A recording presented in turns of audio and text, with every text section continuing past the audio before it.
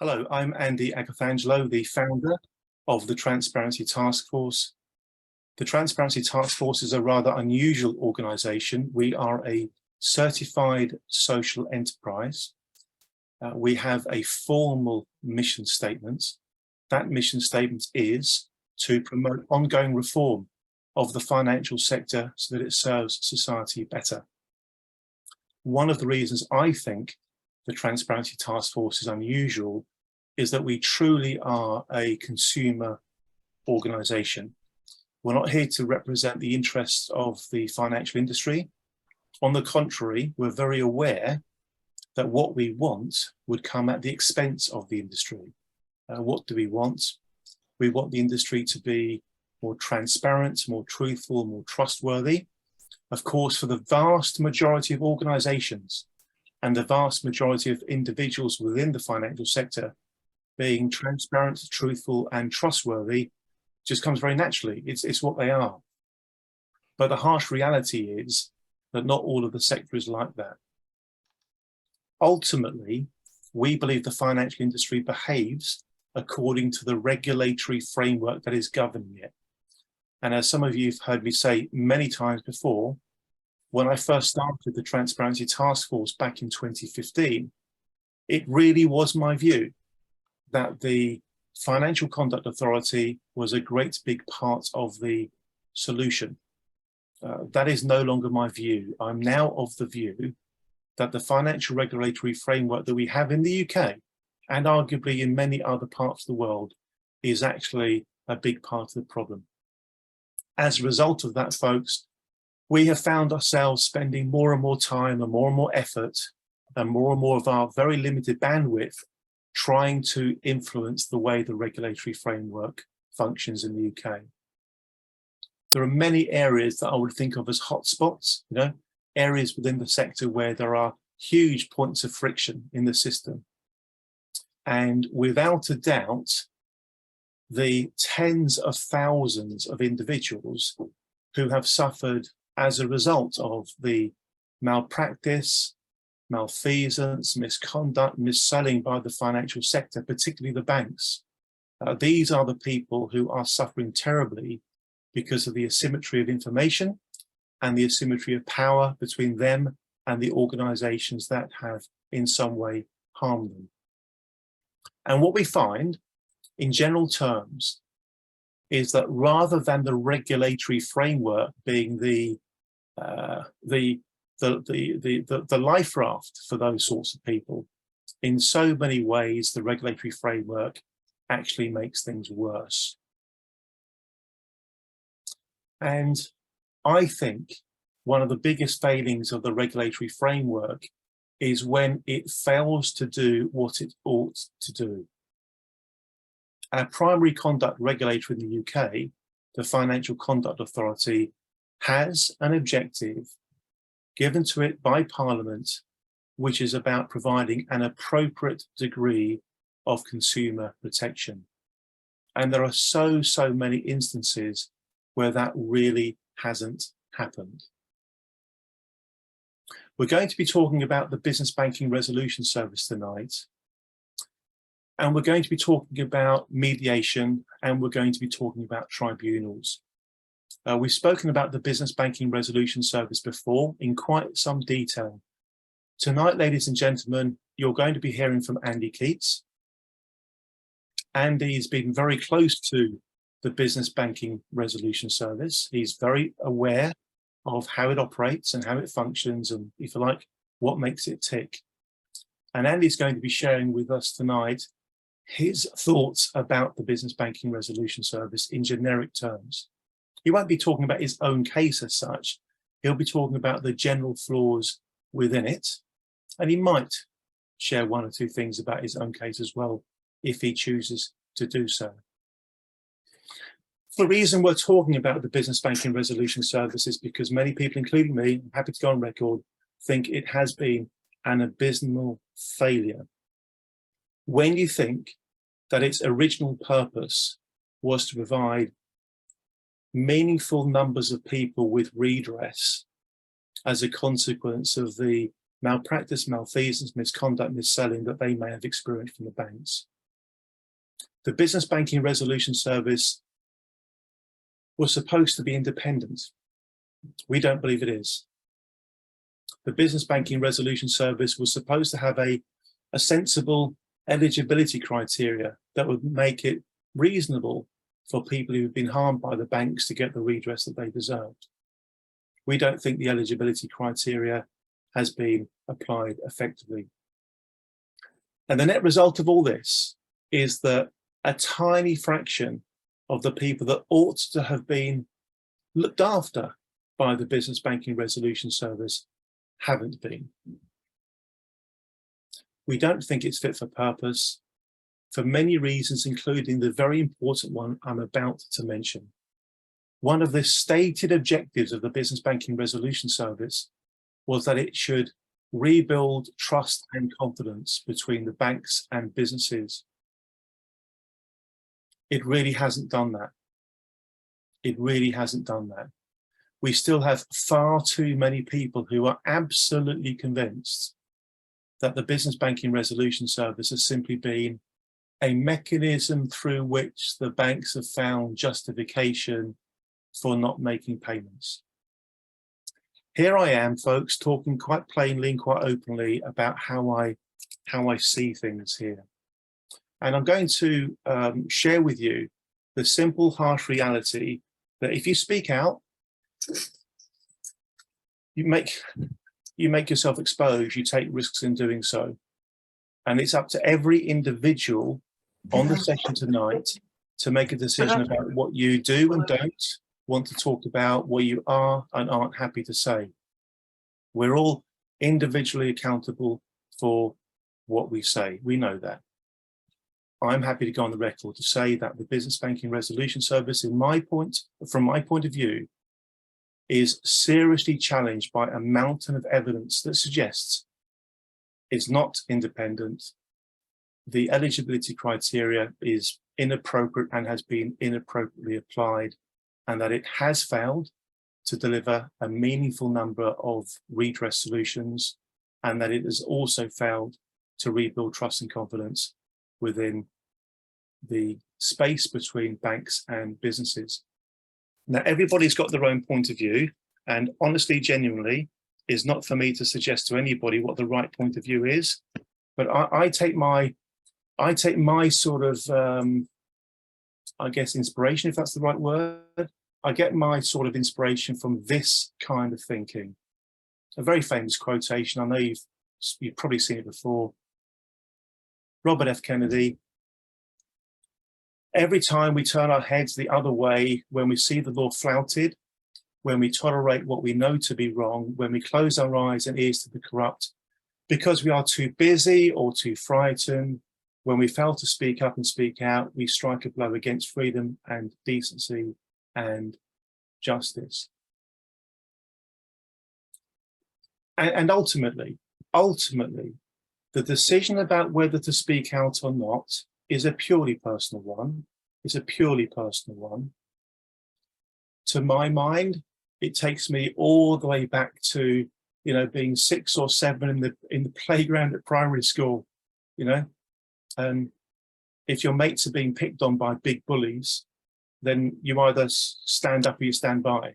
You either do what you can do or you don't. It's a personal decision. For all sorts of reasons, it is wholly appropriate for some people to keep what they know to themselves. Others might have made the decision to speak out.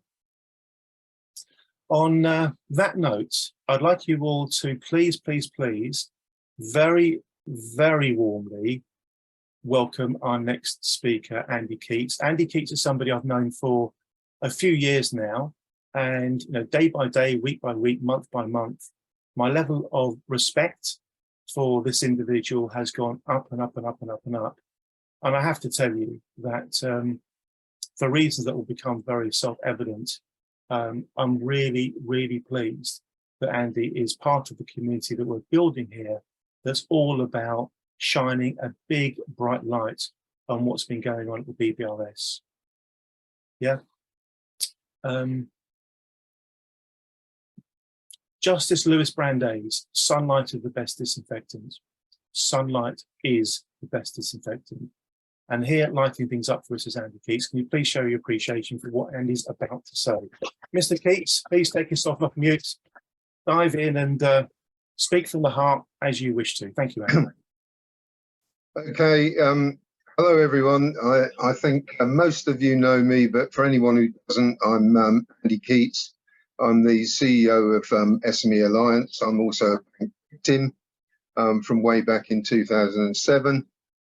My former business colleague Romik is also on the call tonight. And like Andy said, SME Alliance was a stakeholder in the setup of the BBRS, and for some years now, we've been accused actually of being in league with banks. And I've kept quiet about the fact that we've had a case within the BBRS because I wanted to see what happened to our case. And 21 months after we entered eligibility, we were dismissed without the complaint being looked at. And I'll go into that a little bit later in the call, later in the presentation. I've got some notes, well, not notes, some actual documents that I'm going to show you. And Andy was talking about the tens of thousands of SMEs that have been affected by this banking disaster. Really, is the kindest way of putting it. And the BBRS is very, very busy coming that down.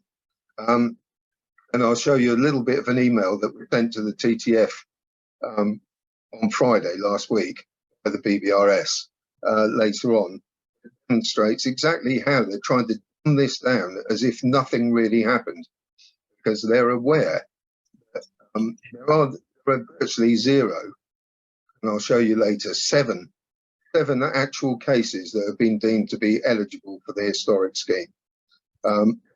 Out of a starting point of 60,000, so they said. So we'll go into that in just a second.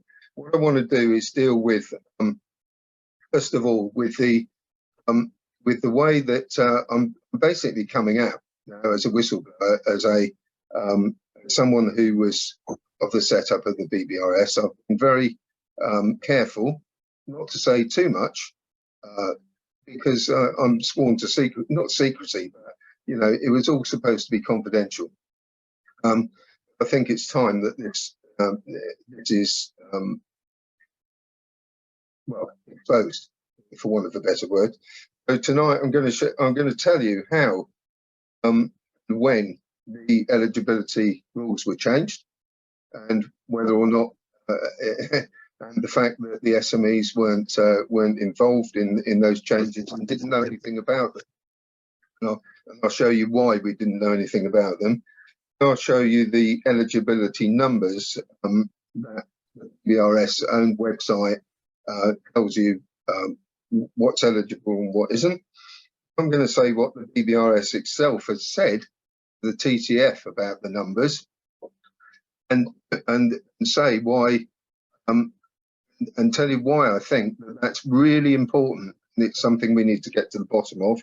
And then lastly, I'm going to give you a couple of examples of how BBRS managed to dismiss our case without looking into it by misrepresenting evidence that we've given to the BBRS, and in fact our counsel's opinion. The case assessor, Greg Barham, I'll say his name, the senior case assessor, has misrepresented everything so badly that he's managed to twist it all around to even make it appear like our counsel's opinion agrees with him. So without further ado, I'll get on and share my screen. I'm hoping that this is the right one. Probably isn't actually. Hold on. There. I'll share it again. I had it up there. Oh, yeah, here it is. Right, I've just got to move everything so I can move this around. Okay, Right, what you see in front of you is can you all see the whole picture, or have I got it too big? Could you move? Yeah, could you make it 100%, Andy, please? Is that That's better? it. Perfect. Thank you very much. All right. Right, okay. So this is starter for 10. Actually, this is an email from Osborne Clark, who were brought in as the legal team for represent the SMEs while we were trying to set up BBRS.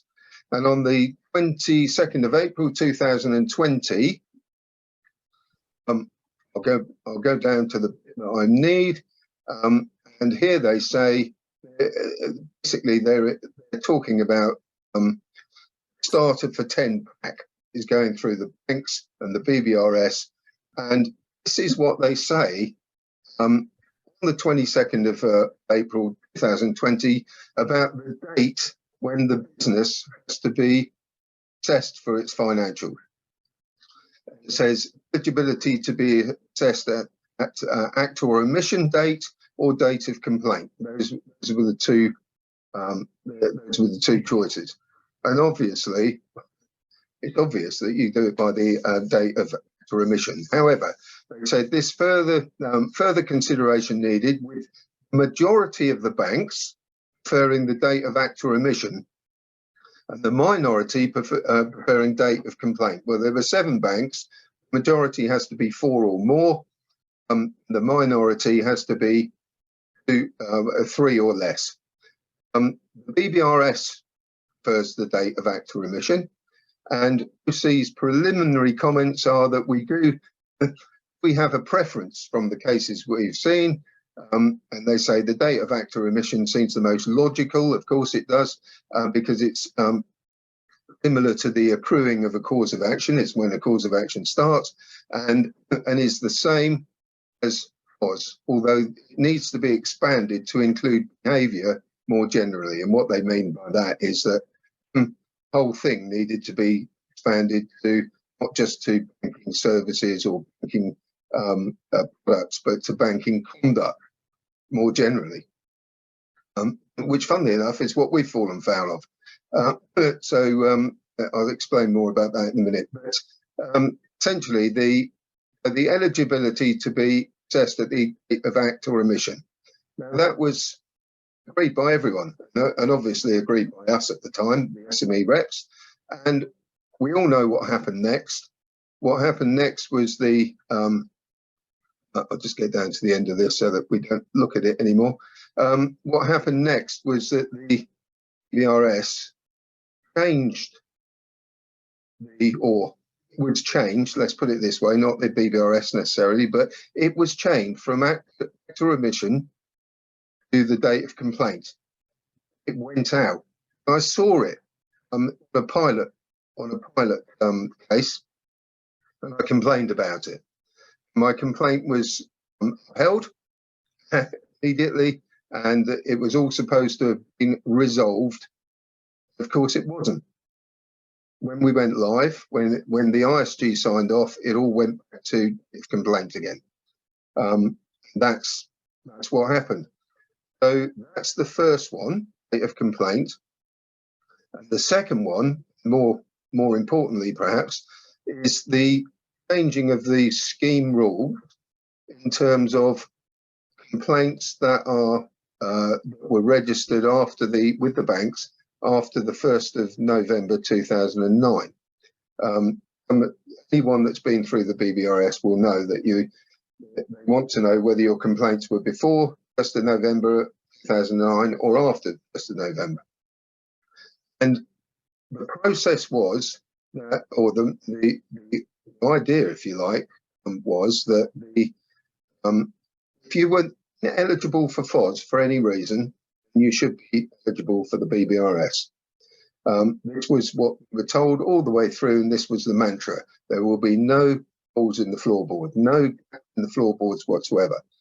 So what I've done here is I've divided the draft scheme rules from the 10th of September 2020 on the one side, on the left-hand side, and on the right-hand side, the draft scheme rules on the 5th of February, which was actually the day after the ISG was supposed to be finished.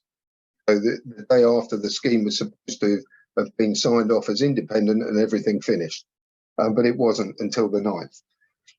The draft scheme rules run to 67 pages. They are just one document of loads.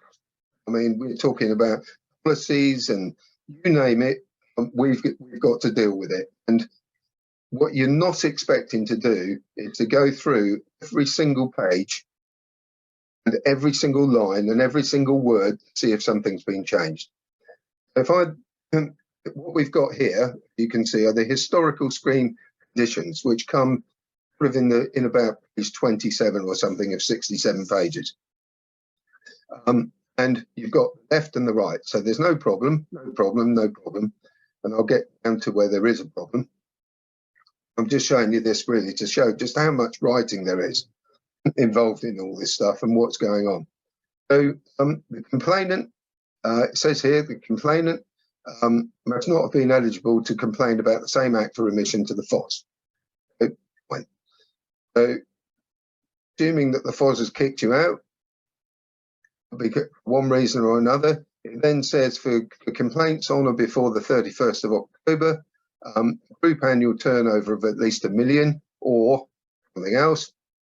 And over here, same thing for on or before the 31st of October, a group annual turnover of at least 1 million, but less than 6.5 million. So which was the 6.5 million was a barrier as well. So they've added that into complaints before 31st of October, and that was no problem because we agreed to that. There's complaints over 6.5 million are dealt with the contemporary scheme. So let's get down to the nitty gritty. So here is where it's all gone wrong. And I'll show you this without any highlights because you can see how difficult in 67 pages it is to suddenly work out that what you're looking at on the right hand side is different to what you're looking at on the left hand side. I won't bother asking anyone what's going on. I'll repeat it here with emphasis. Now, on the left hand side, we've got where the complaint was made on or after the 1st of November 2009, turnover or balance, annual balance sheet, turnover or annual balance sheet of at least 2 million euros. We're saying, okay, that's fair enough because FOS has a barrier of the 2 million euros. FOS can kick you out for all sorts of reasons other than your turnover, and or decline to kick you out, but decline to with your case on the basis that your case might be too big for the FOS. It might be too complex. You may have a claim of over £150,000, in which case they're going to say no to arbitration, some other legal thing like a court or an alternative dispute resolution service like BBRS. On the right hand side, you'll see where it's changed. All of a sudden, we've got this is something I asked for. Within the FOS, you're only eligible if you employ less than 9 people. 9 people or less. If you employ 10 people or more, you're not eligible for the FOS. That eventually came in, and I'll explain how that happened another day. It says, or has a turnover. Now it says, and annual balance sheet of over 2 million euros. So it's and now, not or. Now, or is acceptable, and is not, because and makes basically everybody ineligible. There are very, very, very few businesses that have got a balance sheet, which is not a balance sheet, actually. It's gross assets of over 2 million euros and a turnover of over 2 million euros. And if you think about it, think about something like a landlord or a builder of some sort, developer, never going to have turnover of over 1 million, over 2 million euros, and under 6.5 million, and the balance sheet, a gross assets of under 6.5 million and over 2 million euros. Oh, sorry, the balance sheet's got to be under 5 million. It's impossible. Andy, can I come in with a couple of questions here? This is fascinating stuff. It really is, and I'm sure everybody is appreciating you taking time to explain this. It's obviously very significant. To your mind, the difference between the or and the and, to what extent does it help explain the apparent fact that very few people have actually been dealt with by the BBRS? Well, because what they're doing for any complaint where the complaint was lodged after the 1st of November 2009, the first thing they do is look at the balance, is look at the turnover and balance sheet, or gross assets, which is in the balance sheet, and then they just simply say, well, sorry, we can't deal with it. It's the story. That's it.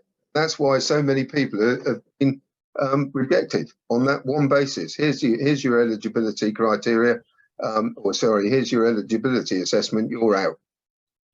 That's it.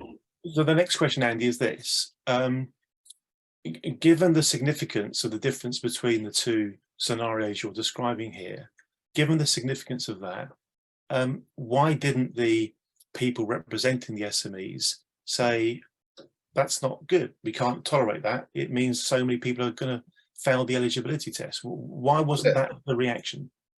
Because, like I said, in 67 pages of scheme rules, along with everything else that you're doing, unless somebody tells you that they've changed the or to an and, you're not going to see it. To your recollection, do you remember yourself and or others having a discussion with the BBRS about that matter before the decisions were made? No, this is what I'm saying. There are no discussions about any change like that at all, whatsoever. And that's what I've asked the BBRS to confirm.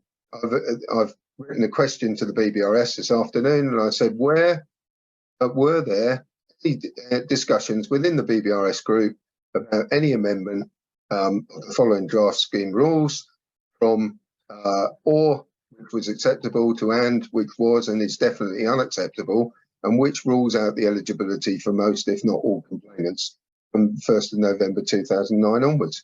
And I've just asked them to confirm that, because I know they can't, because I've got all the working group minutes and meetings, and nothing was said about that. Just glossed over. Right. So Andy, you've raised this matter with us tonight. Are there similar changes between what you thought the arrangements were and what they turned out to be, or is this a bit of a one-off?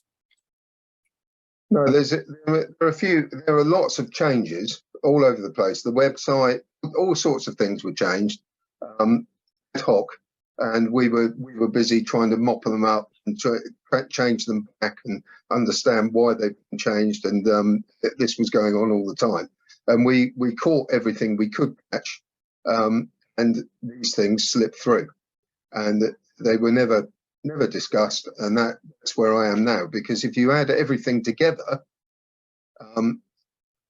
you begin to realise that this is a planned course of action by the BBRS. There's no doubt about it. And I think what's happened is that they've actually gone too far, and that's why they're concerned now, is because clearly the whole thing is not independent, and clearly the eligibility process, which I'm coming on to now, show you, actually demonstrates that there are only seven eligible historic cases. 7. I'll go through that quickly. Thank you. So from the BBRS website, which is there, and anyone can have these documents if they want afterwards.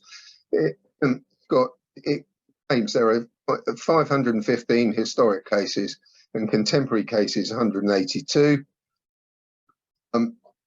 Established date of complaint, no idea what that means at all. This data is so opaque, it's unreal. You really have to dig down, and even then, you cannot really find the answers you want. The BBRS are absolutely refusing, point blank, to give us even the most simple data. For example, we've asked how much has been paid out by the BBRS date to complainants, and they will not tell us. And the latest thing they've said is that some complainants are happy with an apology. Andy, forgive me interrupting you again, forgive me. So the BBRS is a mechanism for organising redress for business people who were in some way missold, etc., by the banks. Its purpose is to organise that redress. I think you just stated that you've asked the BBRS to tell you what the sum total of the payouts has been to date. And I think you just indicated they are not willing to tell you that. Is that what you're saying? Have I understood that correctly? Yeah, absolutely. They won't tell you. Why won't they tell you? Well, in the first place, they said that it might give away data of the, people might be able to tell what business had been resolved and what hadn't. We actually said, well, I'm sure all the businesses wouldn't mind that anyway. They won't do it. Then they said, oh, well, it's not as simple as that. And this was very recently. They said, some complainants have been happy to accept apology, which tells you something about the level of complaint that they think the complainant was making. And they just will not share it. The reason they won't share it, I've had a conversation with Insider. There is a chance there is less than £10,000 in total. What's your understanding of the total cost of the BBRS in terms of setting it up and organising it and running it? Well, setting up with 23 million and running it has been, is estimated another 7 or 8 million. Andy, could you move on to, if you don't mind, the topic of the bank appointed member? Could you explain to people what your understanding of that is? And you indicated earlier you don't really think the BBRS is that independent. Yeah, well, I'm going to be careful what I say about the bank appointed member, because there is alternative, someone else who's dealing with the bank appointed member. We've got council opinion, or 3 council opinions about it. But it's essentially the bank appointed member was always something that the SMEs wanted, and we wanted a bank appointed member to be on the board, so that they couldn't run away from the position. That was what we wanted them to be. We wanted them to have skin in the game. So we were familiar with this idea of a bank appointed member. But what we know that they did now is that on the 4th of February 2021 was supposed to be the final independent steering group meeting. Have you just... Yeah, I did. We'll come back to them in a minute, Andy. All right. So it was supposed to be the final independent steering group meeting on the 4th. It didn't happen because the APPG, the FSB, I think the FSB was involved, and certainly SME Alliance was involved, said, no, we're not going to sign anything off today. There's still so much outstanding and so much that needs to be done. We're not going to do it. On that day, after the ISG meeting was supposed to have taken place, the banks formed a company to which all 7 banks are represented, and the company is now known as the bank appointed member. Whereas it was supposed to be someone who was named and going on the board, the company is now the bank appointed member. And final ISG meeting on the 9th of February Lewis Shamsmith, the chairman, said that the bank had formed a company called the Bank Appointed Member to mediate their participation in the scheme. And I was actually present on the call, and I can demonstrate that that is what was said. And I thought, well, it was a bit weird to mediate their participation in the scheme. You know, there you go. And I didn't even know why he'd said it. But then in the minutes of the last meet of the ISG meeting, it says in the minutes that the bank member, the BAM, has been incorporated into the scheme, which is very, very different to a company formed to mediate their participation in the scheme. That one of them's outside the scheme, one of them's inside the scheme. And sure enough, on the 12th of February, they had an extraordinary board meeting where all the previous members, including Nikki Turner of SME Alliance, three shareholders, they were all not terminated. They all, you know, resigned in inverted commas. And at the same time, the new board took over and these new articles of association, which included 47 references to the bank appointed member, who then took complete control of the BBRS, which was supposed to be independent, but it isn't. It's run by the banks, for the banks, and they've got control of it. And they've got control of the very thing that the SME said that was agreed at the final SG, and that is that the independence has to be there. And if it isn't working, because we've said it isn't working or it wouldn't work, if it doesn't work, we will change everything, make it work. And of course, the bank appointed member has got right of veto over changes, and still no changes, no effort to change anything, and it's very difficult to get there. Let me get back to my presentation, if I may. Yep. Right. Just quickly, what I've done here, I've asked the BBRS to actually confirm what I've got is right. Gone down, I've just taken what they've said. I've analysed it, and they've said that, right, there's 797 closed cases. Then they start talking about those cases that are eligible, 9. Those cases that are ineligible, 132, and closed cases for non-eligibility reasons, 656. So there's 9 cases that are closed that were eligible. Right. So far, there are 9 eligible cases in the whole of the BBRS system. Now, I've worked out that from their figures, without going into it, 74% of the total are historic cases and 26 are contemporary cases. And that 9 breaks down to 7 historical cases and 2 closed 2 contemporary cases that were eligible. So 7 and 2. Now we know that one complainant has been paid 150 quid. That's what we do know because it leaked out. And we know that they've said that some of the complainants dealt with by the BBRS have agreed to accept an apology rather than any money. If you've got 7 historic cases and one at least has been paid £150 and some of them have been paid no money at all, doesn't leave a lot. Whatever the sum means, it's not 2. I mean, a few is 3 and more. Some is more than that, I would suggest. Some have not been paid.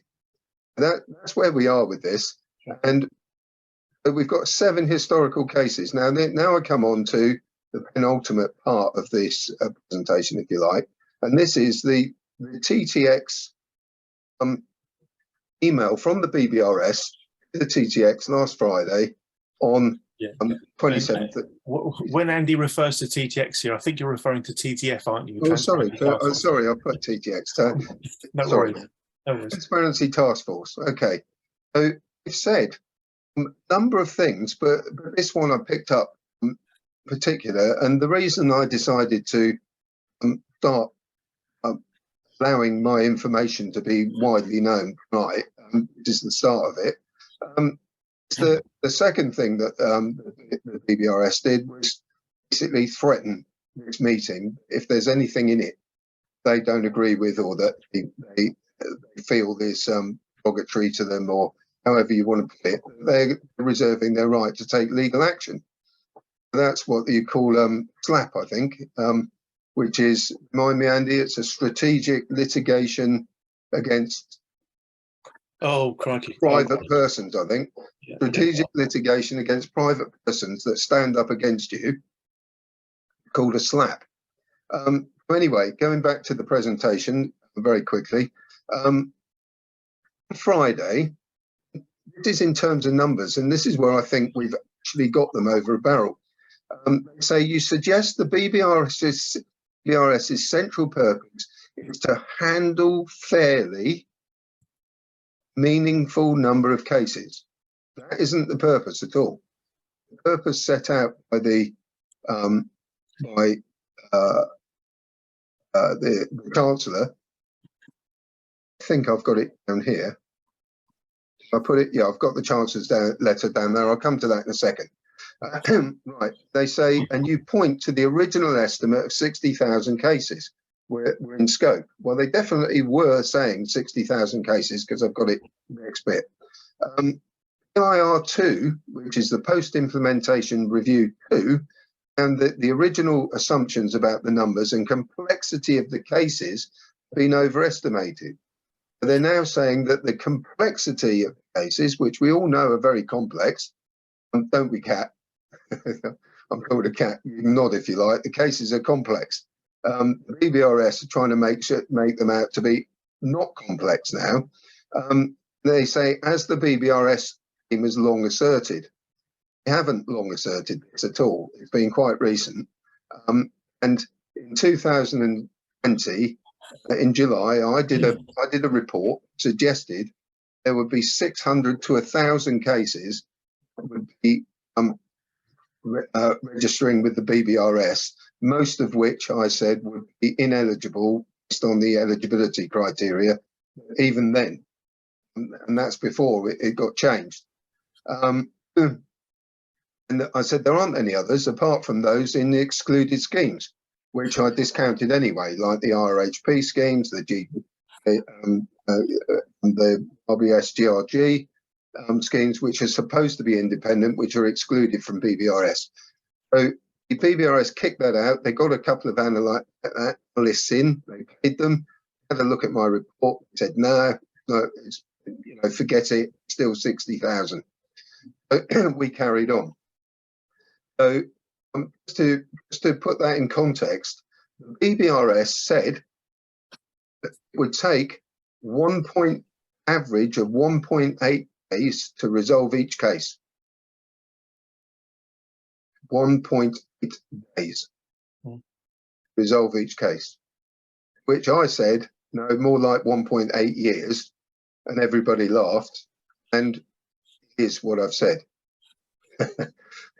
Because they're just getting rid of them instead of dealing with them.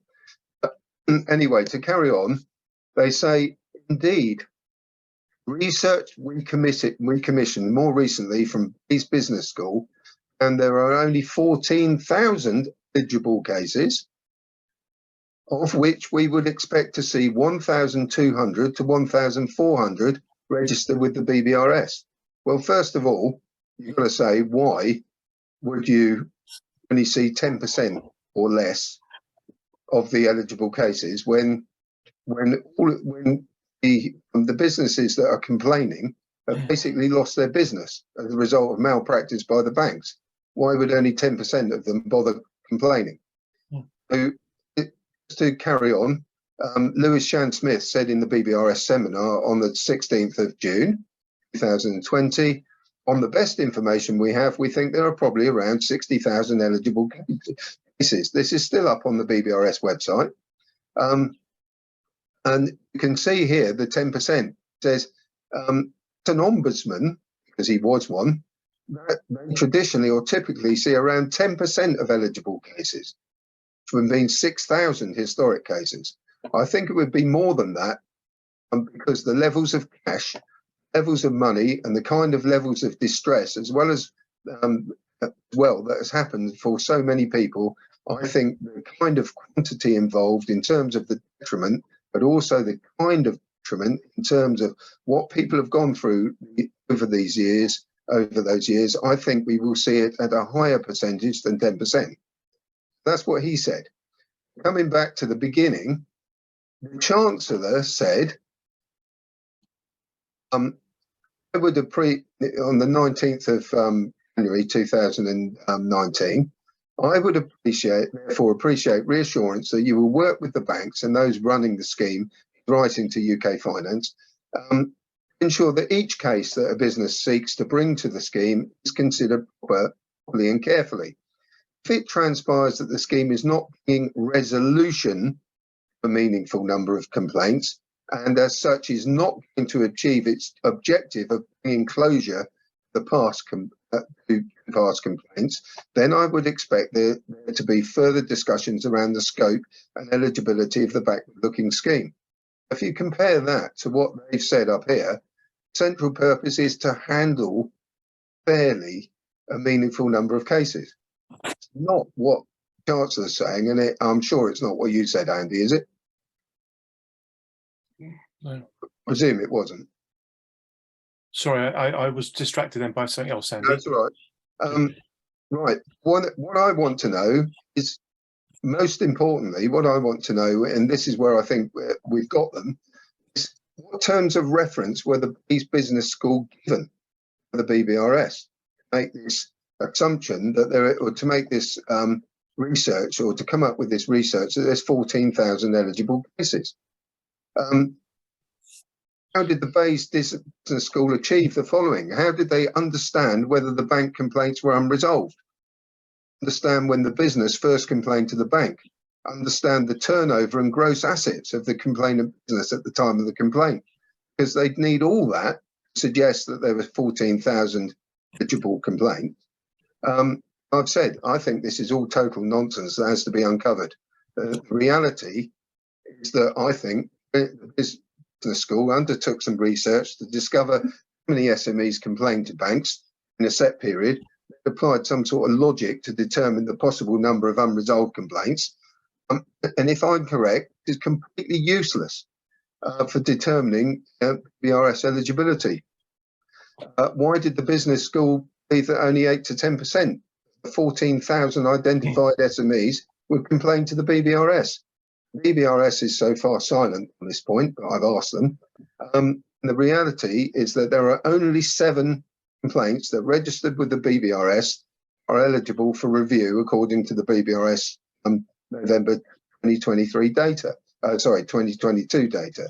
So where are the missing 13,993 complainants? Where are they? The other reality is that there were circa 590 historic complaints registered with the BBRS, and one by one, they've all been deemed ineligible review, one reason or another. I'm just going to... And Andy, I'm going to come back to you later. Okay, we'll have a bit of a break now, and if Kat's okay with it, we need to go to Barney next, then we'll go to Kat, and then we'll come back to you after that, if that's okay. Great. I just need to adjust some of the timings for tonight's schedule. So, it's fine by me, thank you. Thank you very much. Can we first of all show our appreciation, folks, to what Andy has covered off so far? That's been particularly informative, and thank you very much indeed for stepping up and sharing what you have shared so far. Barney, please introduce yourself and talk to us about how tribunals can be an effective way for businesses and banks to come to conclusions about redress and settlement. If you're happy to do that, I know you now need to shoot off relatively soon. So we're going to go to Barney next, then we're going to go to Kat, if that's okay with Kat. Thank you, Kat. And then we're going to go back to Andy.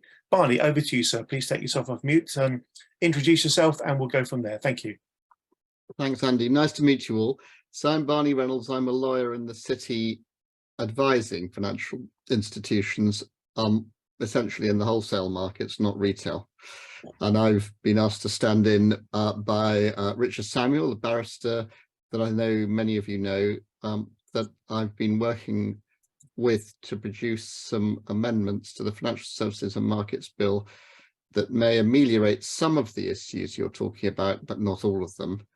Not the core issue, and I'll explain why. But it may take things forward, and maybe I should talk about those proposals and how they would work, because they contain a tribunal element, which I know Richard has worked on with you, I think 6 years ago now, and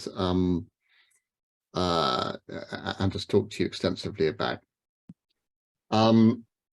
Essentially, the issue I think that arises to solve for at the moment, if we're going to come up with a solution that works, is legal certainty, which is, as I understand it, from what Richard tells me, 6 years ago, there was a discussion about introducing a first-tier tribunal for SME claims, because the FOS is capped at 375,000 for individuals, and and only available for individuals and tiny SMEs, and then there's nothing above that apart from separately the court system where the loser pays and you're dealing with contractual claims, or in certain instances claims under specific rules, but not all rules.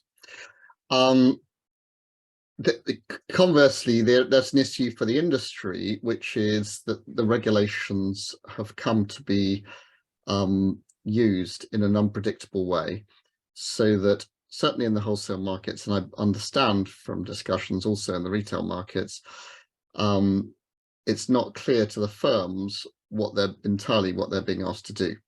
So those firms that someone kindly described as at the beginning, and I'm not in any of those firms, by the way, so I've got no particular skin in that game, but those firms that are trying to do the right thing, and I do think they are in the majority, have a roadmap, so they know exactly what boxes they're supposed to tick and hoops they're supposed to jump through in order to ensure there's a valid sale that can't be challenged. After which, obviously, if they haven't done that, they should expect to be challenged. And at the moment, they don't have that certainty, partly because of poorly drafted rules arising from the EU, our time within the EU, and partly because the regulators have come to rely on principles when going after firms which are very vague in their application, and the sophistication of the markets is such that you can debate quite how those apply in particular instances. There's no case law and no legal certainty. So those principles include things like treating customers fairly, integrity, high standards of market conduct, things that nobody could disagree with, and now the consumer duty, giving good outcomes to consumers.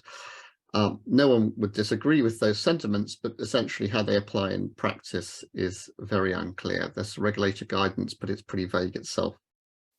So what's our solution? As I say, Richard and I come at it from different perspectives. I come at it from practicing in the wholesale international markets largely, although I have done some retail work.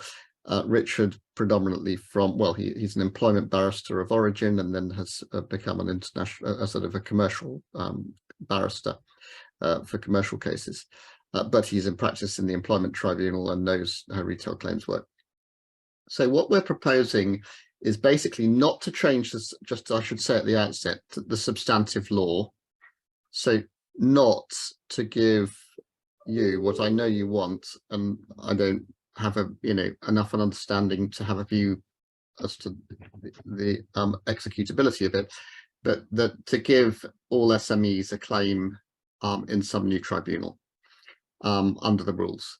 That's a political choice which would have to be made by Parliament, or under our scheme the Treasury could be lobbied to make that switch, and maybe if the reforms I'm going to explain work and are adopted, then the banks themselves would be comfortable with taking on those sorts of liabilities, because it would be clear to them what they're supposed to do, and therefore the potential amount of the liability if their compliance processes, if and when compliance processes fail. But right now, that one, which that whole conundrum which led to the BBRS, which clearly from what I'm hearing, and I don't dispute this, doesn't work very well or at all potentially, that we're not looking to cut that Gordian knot. What we are looking to do is to create a legally certain regime, both for firms and for consumers and SMEs, so everyone knows where they stand, and give the option for the Treasury to increase the level and the class of people that can get redress under this scheme, which could then be evaluated against a certain legal backdrop, so that those who are not in the scheme can say, look, it wouldn't cost too much more to put us into it, to look at all the benefits, and everyone could that could be objectively assessed. The proposal involves essentially introducing law into the system. The main, the first one is to deal with vertical disputes between firms and the regulator, requiring the regulator to write clear rules and to enforce them predictably and consistently. That's a big change. I'm happy to say any more about that at the end if you want to talk about it, but that is actually a big leap, because it's not happening at the moment, which is why the firms feel aggrieved with the system.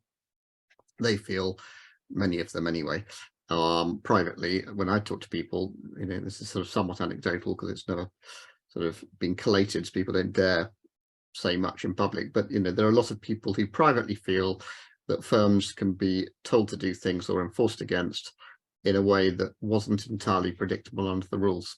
And so what the main thing they're asking for, I think, or at least are entitled to ask for, is to know in advance what not to do, so that if that then happens, then obviously the enforcement follows. The other bit of it is horizontal, dealing with the claims element, because there's no case law in the system that says what treating customers fairly means.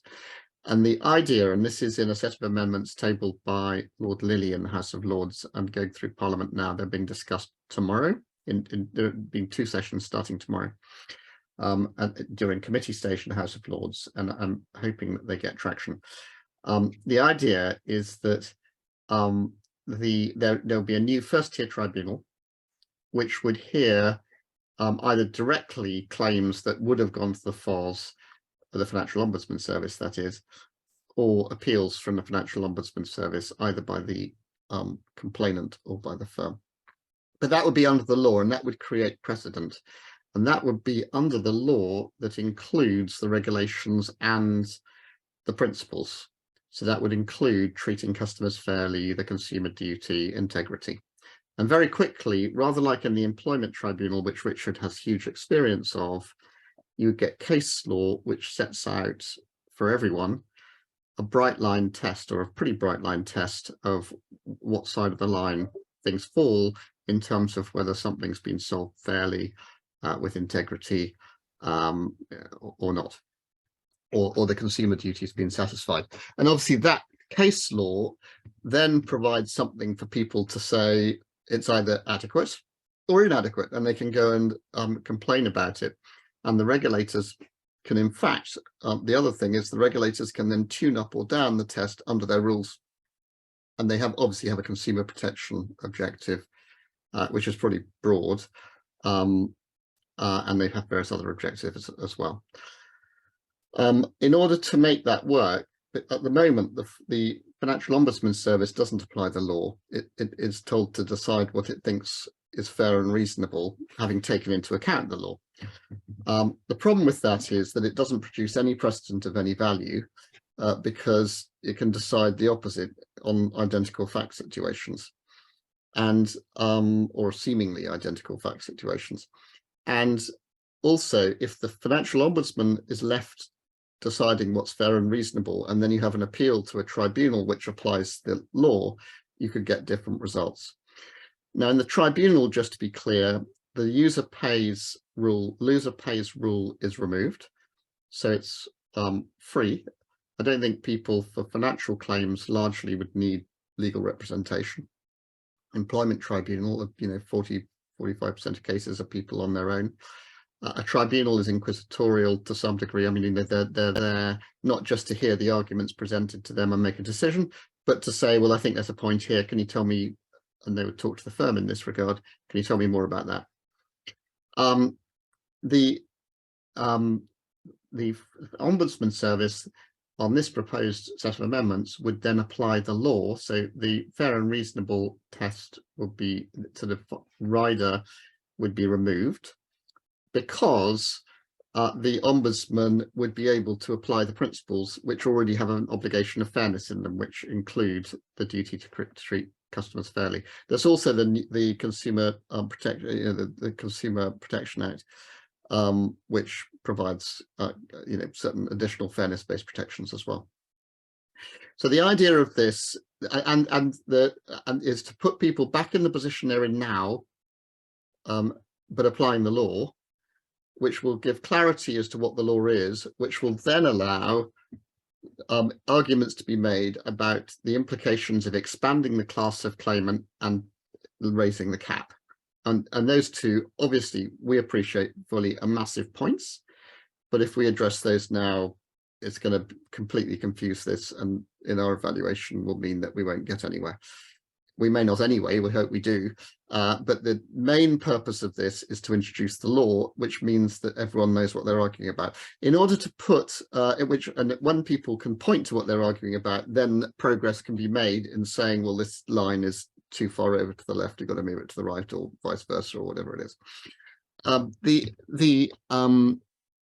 In order to put people back in the position they're in now, we needed to take into account the fact that at the moment, consumers and small SMEs can go to the Financial Ombudsman Service, and that's the end of the matter. Yes, it takes months, but it's all they need to do. And the Ombudsman goes quiet, and then out comes an answer a few months later. On this proposal, they can appeal if they don't like the Ombudsman answer. The Ombudsman's answer, we're renaming the Ombudsman the Financial Adjudication Service. It'd be the same unit, same processes that have to, basically conduct similar things before, but we've put a much tighter timeline on it. That may or may not be acceptable to them, I don't know. At least in the draft statutory provisions of 56 days, as I recall. But basically, they'd have to come to a quick and dirty solution, rather like the sort of Judge Judy, if you've ever watched that US soap opera. And then if the customer doesn't like it, they can appeal to the first tier tribunal, and then there'll be a gateway to appeal to the upper tribunal and so on, which would cut out claims with no real prospect of success, or vexatious claims or whatever, but one could carry on up. That's fine for the consumer and small SME, and you can argue that the SME category can be expanded.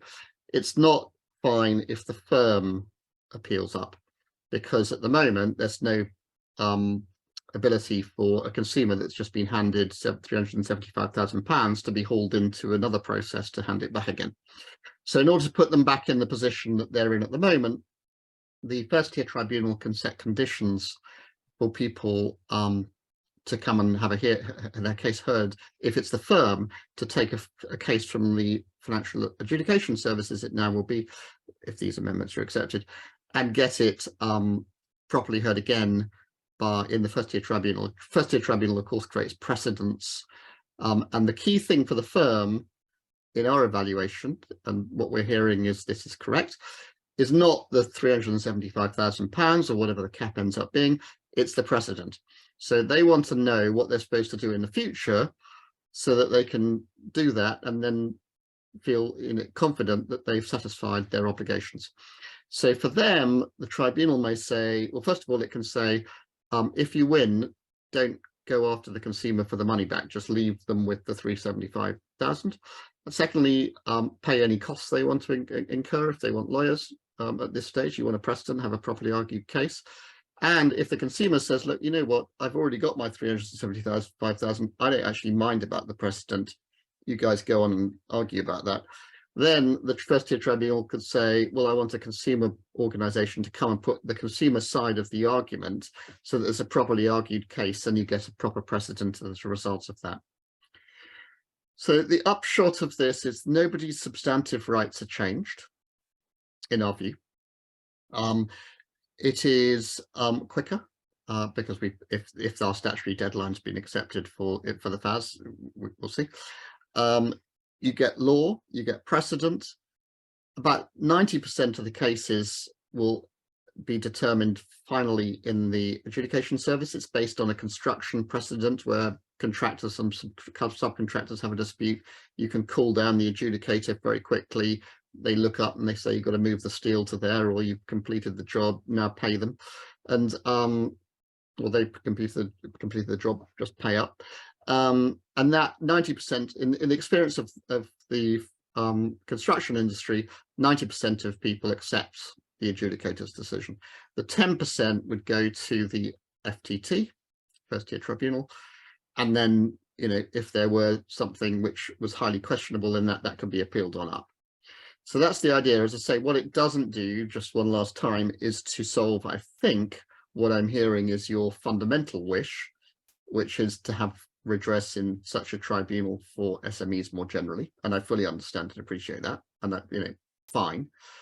It doesn't solve that. That is a political leap of its own, which needs to be argued out and debated and put in place. What it does do is take that out, if it's accepted on the current draft, out of Parliament's hands, put in the hands of the Treasury, and it can be done between the Treasury deciding to expand the class of claimant and the regulator tweaking the rule book as to what the standard of care is, if you like, to marry up the interests of the consumer and the SME sector that want what is regarded as fair redress. And obviously that would in part be informed by what the tribunal has decided for consumers, and in part the industry, who want to know that they've got, first of all, what they should be doing, and secondly, if there's a slip up, it's something they could have prevented, or if they can't prevent it, it's not some sort of completely uncertain amount of unlimited liability which is going to bankrupt them, which I think is their concern. But, you know, they can speak for themselves. I don't know. I wasn't involved in this debate 6 years ago. I really don't know. I'm coming to that element cold. I'm just going on what Richard's told me about those debates 6 years ago. Andy. Barney, thank you so much. You've stepped in at very, very short notice to cover a big and important topic. You've done it superbly. Thank you very much indeed. I'm hoping we might have time for 1 or 2 questions before you need to disappear. What time do you need to be off, Barney? That's okay. I can take a couple. That's fine. That's fantastic. Can we please, first of all, show our appreciation to Barney for explaining that at very, very, very short notice indeed. Thank you, Barney. Thank you very much indeed. I've seen Mark Bishop has his hand up already. So, Mark, over to you. Thank you. Thank you very much, Andy, and thank you, Barney, for stepping in at short notice to kind of come and speak about the case for these amendments to the Financial Services Markets Bill. I think most people on this call believe that tribunals are the optimum solution for dealing with SME disputes. Obviously, you've identified the elephant in the room, which is that as a class of claimant, SMEs would not currently be eligible within scope, or most of them wouldn't. There is also a second challenge, and I think it's best to be honest about this one, and that is that while there may be all the time new disputes being created between SMEs and banks, very many of the claims to which people have gone to BBRS are historical claims, and those historical claims tend to be ones that arise from acts or omissions that occurred on either side of the global financial crisis, most of them probably from about 2005 to 2012 or 13. So they're all, you know, out of time in terms of the Limitation Act, particularly because discovery generally happens contemporaneously and not years after the event. I wonder whether you think that there is any possibility at all that government might be persuadable, you know, to include both to include SME type disputes within a tribunal system, and to also in some way waive or vary or temporarily suspend the Limitation Act in order that older claims can be dealt with. Well, suspending the Limitation Act, it seems to me, I mean, this is, I don't know, but it seems to me that's a massive point, because that kind of provides finality to anyone, you know, in the country on what the expectations are. So to change that is to change the goalposts, which is generally something we don't do in this country. So I think that is a very difficult lift. I mean, I don't say no, never, but it seems to me that, I mean, I don't know the background. I don't know who was told what, and whether this is all something where expectations are such that that should be done. I don't know any of that, but as an abstract point, that's a massive shift for anyone to make, any government to make. On the tribunal being used for SMEs, and I think there is an amendment, if I'm not mistaken, from Lord Sharkey in the House of Lords to raise that idea, which is a whole separate discussion. I'm not involved in that one at all. But on that idea, I think that is, I mean, just judging by what's been reported to me of the discussion that happened 6 years ago, it seems to me they probably think they dealt with that in the case of by introducing the BRS. You're saying it hasn't worked properly. Maybe that's sufficient evidence to get the thing looked at again. In principle, on the basis of the sort of approach I'm talking about, which involves the law, it seems to me that you might argue that that then becomes valid, because if it opens the floodgates to claims or leads to uncertainty for firms, that can be fixed either by the courts on the uncertainty point, making precedent very quickly saying no, do this, not that, and or by the regulators tweaking the drafting of the rules to make quite clear where the bright line is so that everyone knows what's happened. So you might argue it's okay. On the retrospective claims, I think it would still be difficult. On the going forward, that I can see the argument there. The other way of looking at it would be to say, see how this works, and if it does provide legal certainty to everyone, then come back to the argument. But that's obviously your call. I mean, as I say, I'm completely new to this whole point. Okay, thank you very much, Richard. And I think probably many people here know I'm on the BBRS SME liaison panel, and of course there are other people here. You know, Andy Keats. I think Tony Barron is on here on the call, also on that panel, and Kat McLean was on the panel and resigned. You know, we've sometimes come in with criticism for trying to negotiate changes to the eligibility criteria and some elements of the operation and governance of the BBRS. The main reason why we're trying to argue for improvement rather than just switching to tribunals, it is really this Limitation Act issue, which is that it is almost inconceivable, as far as I can see, that the government would accept the principle that cases that are, you know, a dozen years or so old could be litigated in kind of anything approaching the court environment.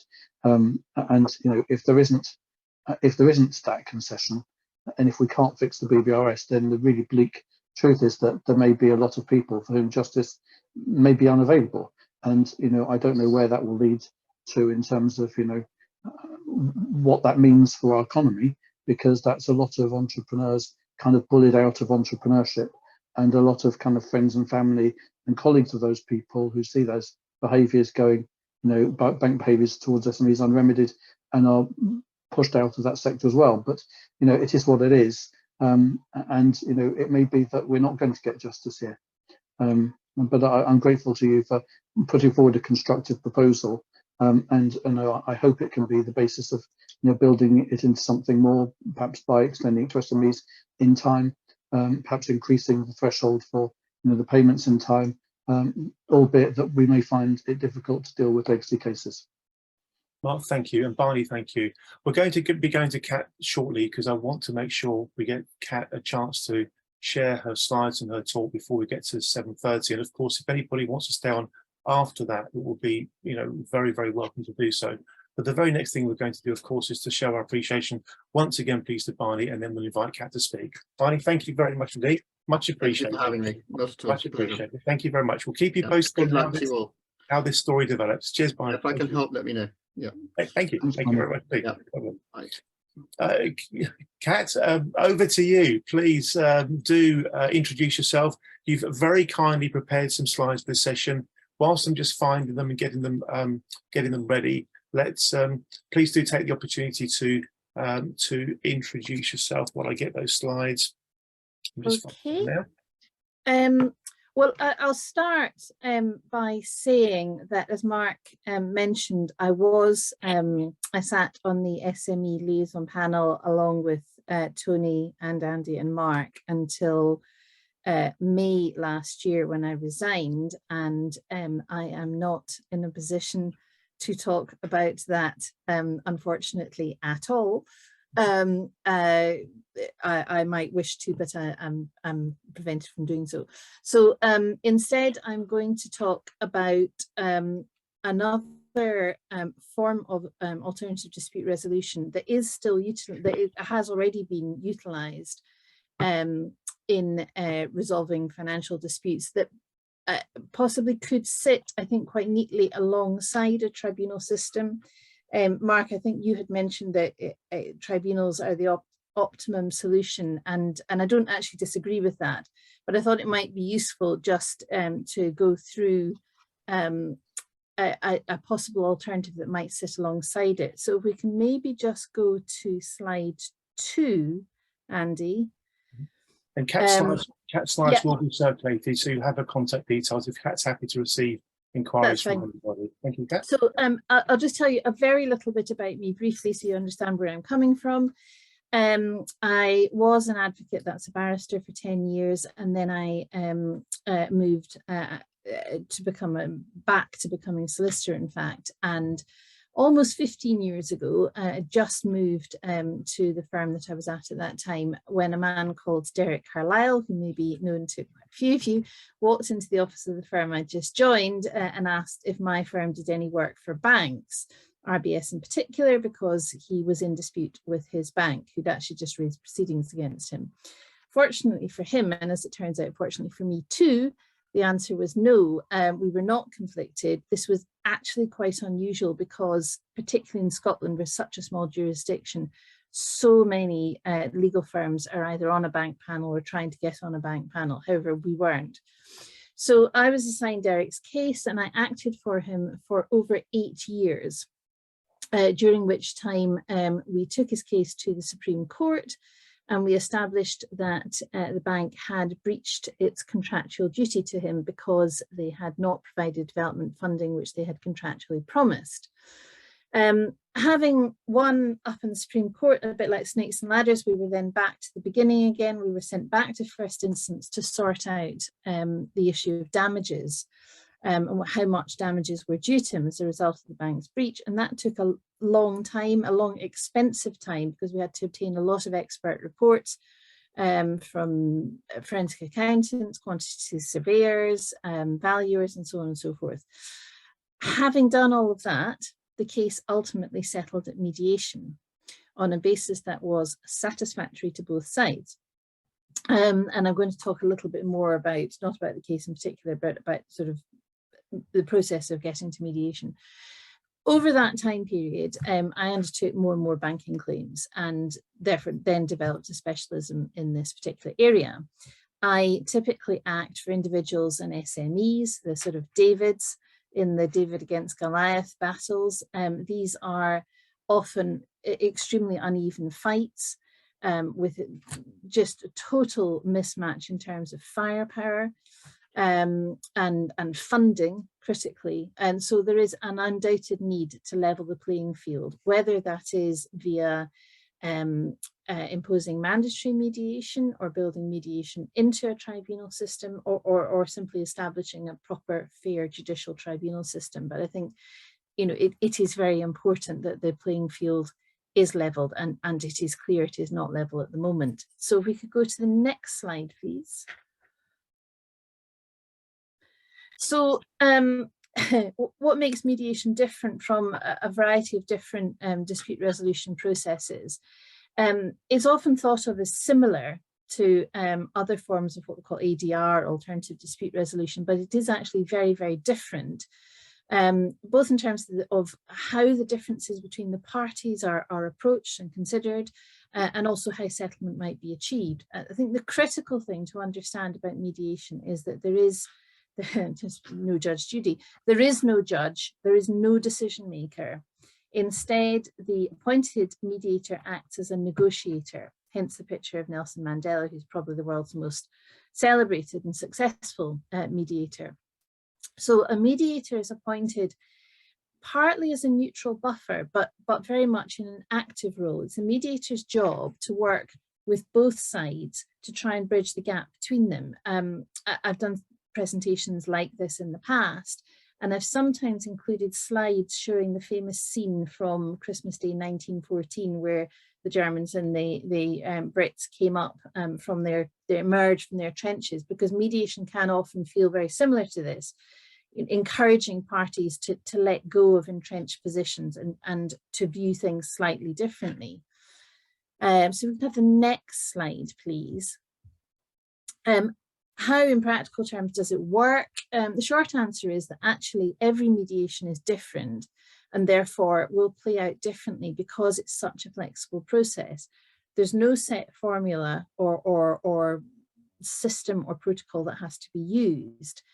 And that actually potentially could play into some of the points that you were making, Mark, about the historic cases and time bar and all of this kind of stuff, because a mediator, in a way, I suppose, a little bit like Voss, arguably more effectively, can look at a situation holistically and isn't bound by legal rules necessarily.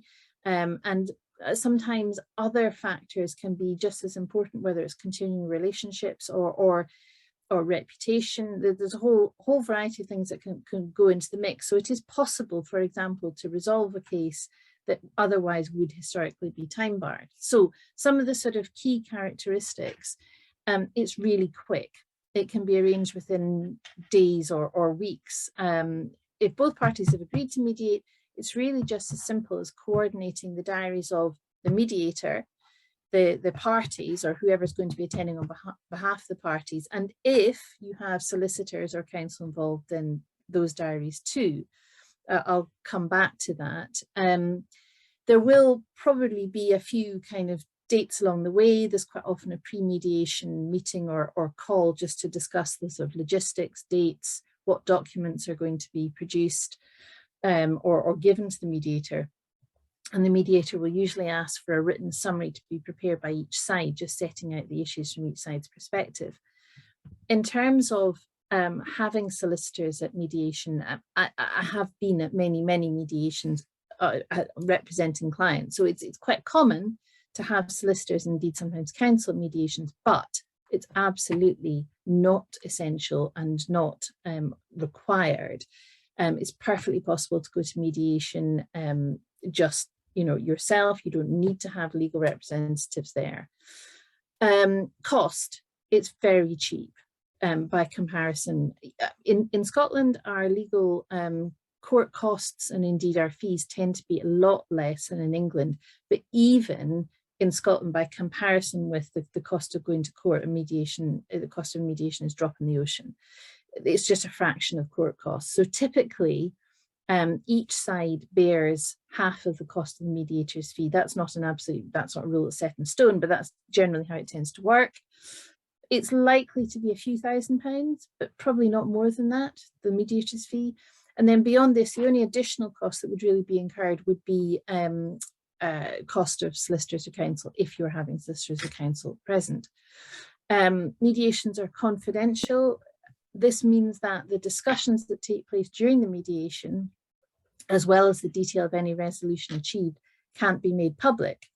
Hence, when I said earlier about the Carlisle mediation, that it resolved on a basis satisfactory to both parties, that was an agreed position because there was a lot of interest in the case and everybody knew we were going to mediation. Beyond that, neither party is free to discuss how matters resolved. I mentioned that the process is really flexible. There's no set process, so the day can be arranged. Generally speaking, most mediations nowadays will be concluded in a day. Sometimes they go on until the evening. I have actually mediated until 2 in the morning, but generally speaking, mediators are very keen to get things done over the course of roughly a working day, perhaps into the early evening. It can be arranged in a number of different ways. There's no requirement for the parties to sit across the table from one another. It can be very helpful, it can be quite powerful, but the mediators will respect the party's wishes. So if one party is clear that they don't want to be in the same room as the other party, then the mediation can be conducted differently. If there are lawyers involved, the lawyers can speak to each other. If there aren't, the mediator will basically just undertake shuttle diplomacy. One thing I've not put in the slide, which is actually pretty critical, is that mediation currently is voluntary. In some Australian states, it is compulsory and you have to mediate before then raising proceedings. It's not compulsory in the UK. In England, there are provisions around raising proceedings where you have to consider mediation, and if you're not going to agree to mediation, there is the potential that your decision, if you're an institution and you say I'm not mediating, your decision not to mediate could come back against you in terms of costs at the end of the day.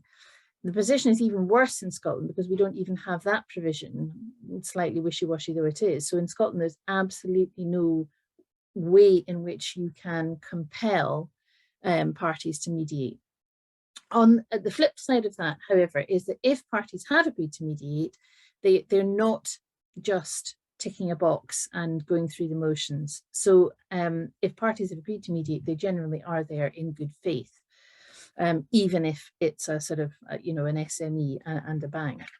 So if we can move on to the next slide. So the question is, does it work? I think before we look at the stats, it's important to define what we mean by work and success, because in most dispute resolution processes, and this would be true actually of a tribunal system as well, in fact, the outcome is relatively binary. So one party will succeed and one party will not. Occasionally there's a kind of mixed success, but in the main, one party wins and one party loses. Mediation is rather different because there really tend to be no traditional winners and losers. Typically, a successful resolution will see the gap between the parties being bridged in one way or another. It's not automatically the case that you just meet in the middle. In fact, very often it's not a meet in the middle situation, because the mediator will work with both parties to try and understand from their perspective what the potential best and worst outcomes that could occur. So mediators will refer to the BATNA and WATNA. BATNA is your best alternative to a negotiated agreement, and your WATNA is a worst alternative to a negotiated agreement. And the mediator will also try and work with parties to understand, well, what's the comparative risk of either materializing? So typically, if you have got to mediation, both sides will come away with an outcome that they can live with. You rarely see either side emerge from mediation sort of punching the air and feeling that they've won a watch. Usually there is significant compromise, but the point is that you get to an agreed point of resolution where you can draw a line under things and move on. If resolution is agreed, a settlement agreement is usually drawn up on the day, or at the very least heads of terms are drawn up so that there's a contractually concluded settlement. So, does it work? Do cases settle? Statistically, across the US, the UK, Australia, New Zealand, over 80% of all disputes that go to mediation will resolve at mediation. And this is really just true pretty much across the board.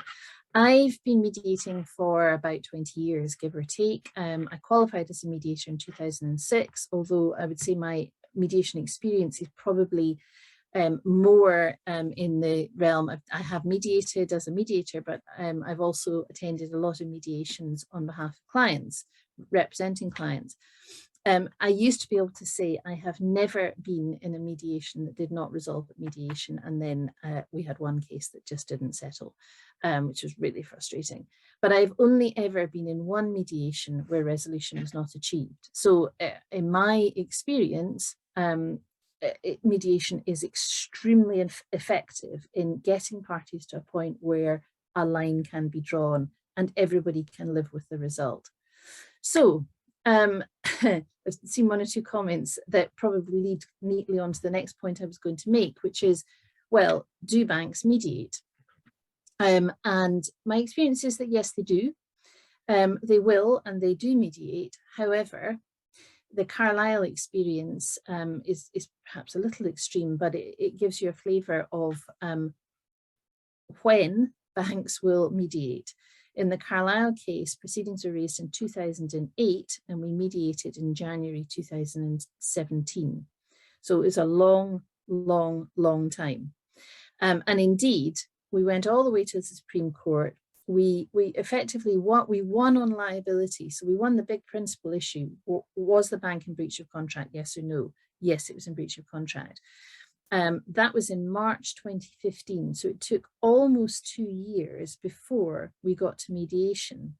And in fact, there was a pretty clear suggestion that the idea was really to beat us up a bit first before they would agree to mediation, not least, I think, to see whether we might actually run out of funding before we got there, because we had a lot of expensive work to do in terms of obtaining expert reports. We were lucky that we were funded and we didn't run out of funding. But that experience, although it is quite extreme, it is typical of my experience of banks generally, which is it will take a long time for them to agree to mediate. I had another case, unfortunately the same bank, where we had litigated for 3 years before the bank would, and we'd been asking for mediation for a long time, and we litigated for 3 years before they would agree to mediate. And how that came about was that the bank had applied for the Scottish equivalent of strikeout. So they thought they had a great point and we were going to get kicked out, what we in Scotland call a debate. So on day one, they sent the trainee from the legal firm who were representing the bank along to this debate, strikeout debate. Much to their surprise and consternation, the sheriff who was hearing the case was really very interested in the points we had to make, and really it was all to do with good faith and whether the bank had acted in good faith. And the sheriff really seemed to be very receptive to the arguments we were making. So day two of the debate, we have not just the trainee, but the partner in charge of the team in that firm, plus the head of legal at that particular bank, all in attendance. At the end of day two, they sort of shuffled over and said, maybe it might be an idea to mediate. And we did mediate with a good result for the client. But that is also, unfortunately, quite a typical experience. So that if mediation can be built in to either a tribunal system and a kind of mandatory, everybody's got to mediate before we move on to the final hearing, I think that might actually make a big difference. Because if there's a mechanism that forces a larger party with the greater firepower to go to mediation, it is a very effective way of achieving resolution. I think my final slide simply says any questions. If you just, I think, yes, it does. So that's all I was going to say on mediation. I'm a big fan of mediation. I think it works really well. I think it's very effective. That's not to say that I'm not completely supportive of a tribunal system too, but I think there is scope for the two probably to sit quite neatly alongside one another. I'm happy to take any questions as long as they don't relate to the BBRS. But thank you so much, Kat. Before we do anything else, folks, let's show our appreciation to Kat for explaining that so well and so clearly. That was wonderful. That really was great. I'm sure there'll be lots of questions, folks. I've completely mismanaged the timing of tonight's session.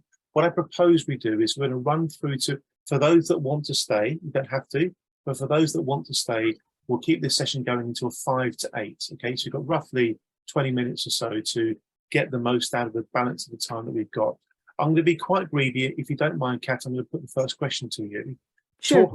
Talking generally, not about BBRS, but the kind of cases that BBRS has been tasked to deal with, do you think mediation as an approach could have been effective for those sorts of cases?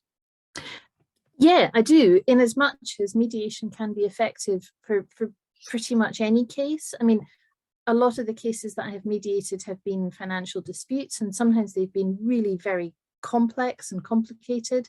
But I've mediated quite a wide range of commercial disputes, and mediation, it's such a flexible process, and it's focusing very much on what the parties want to bring to the mediation, what they want to say. So it doesn't really matter whether the case is very straightforward or very complicated. It's still a suitable process because it's flexible, it's malleable, it can be adapted to work for whatever is in front of the mediator. So yes is the answer.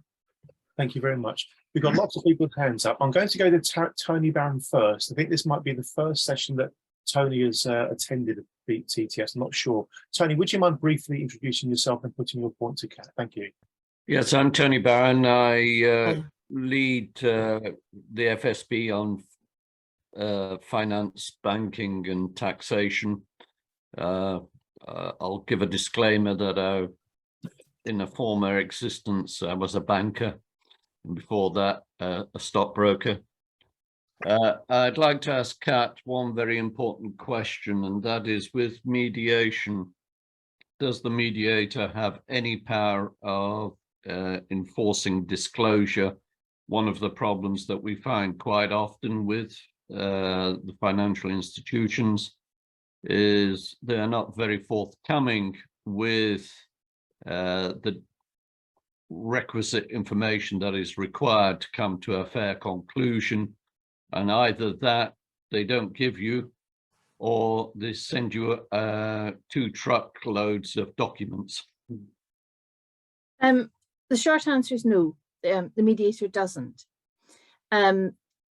It's never really been a massive issue in mediations I've been in, because there is much less emphasis on, trawling through the evidence and much more on just what's important to the parties, really. It's quite hard to explain, but because the mediator is not there as a decision maker. I mean, if you had, let's say SME versus bank ABC, and SME came to the mediation saying, well, I believe X and Y and Z, but in fact, this ABC bank is withholding all of the information, documentation, won't give me anything that I know that they hold.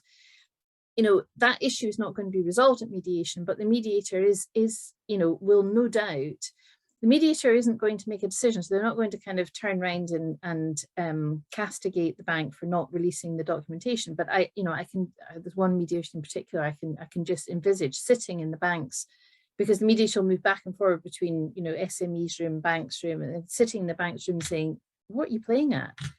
This is going to look really bad for you. If you don't resolve this today, this is going to look so bad for you in court if you have simply refused to release documents under disclosure. So the mediator can give actually both sides quite a hard time and push them quite hard to kind of say, well, let's just test this out. How is this really going to play out if you don't?